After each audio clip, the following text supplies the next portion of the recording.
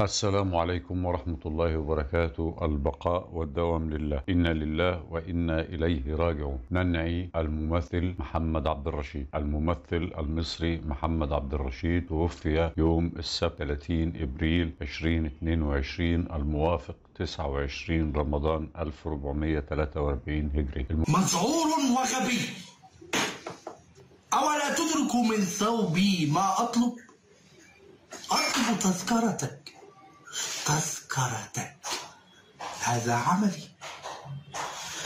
عمل مرهق ينزعني من فرشي في بطن الليل، يحرمني من نومي.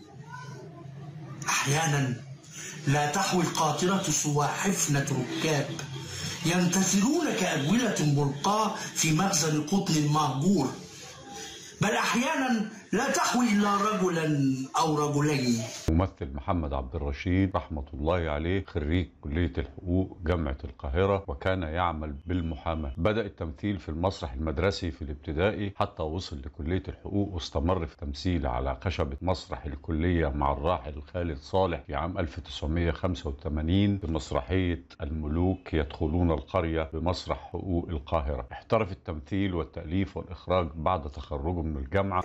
تبدو مظلمة باردة خافتة الأنفاس كبطن الحوت الميت. أعرف ذلك حين تقعقع فوق رصيف البلدة أنوار مطفأة وزجاج لا تلمع خلف غشاوته رأس، ولكني أتفقد كل العربات، أتحسس كلتا مقاعدها وأحدق في الظلمة. أحيانا أقلب ظهر المقعد، بل أحيانا أقعي كي أنظر ما تحت المقعد، بل إني أحيانا أستخرج مطواطي وأشق ظهر المقعد. لا أغفر أن يركب أحدا دون تذاكر.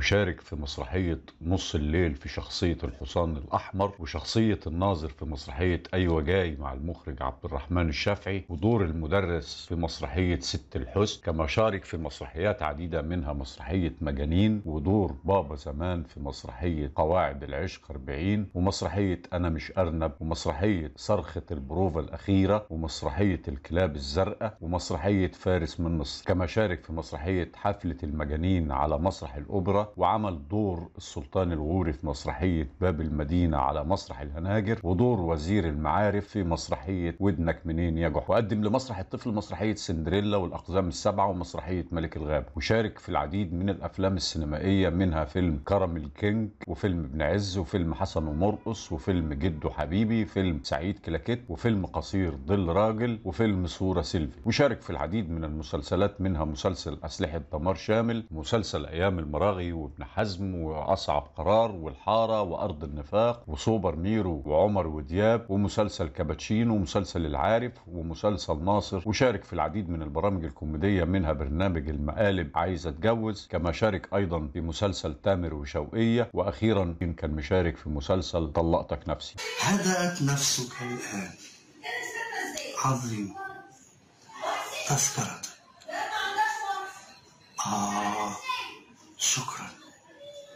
تذكرة خضراء ومربعة تقريبا وطرية. هذا يعني أنك أيها الراكب إنسان. محمد عبد الرشيد توفي اليوم السبت 30 إبريل 2022 الموافق 29 رمضان 1443 هجرية، ولم يحدد موعد تشييع الجنازة حتى اللهم اغفر له وارحمه، اللهم اغفر له وارحمه، اللهم اغفر له وارحمه.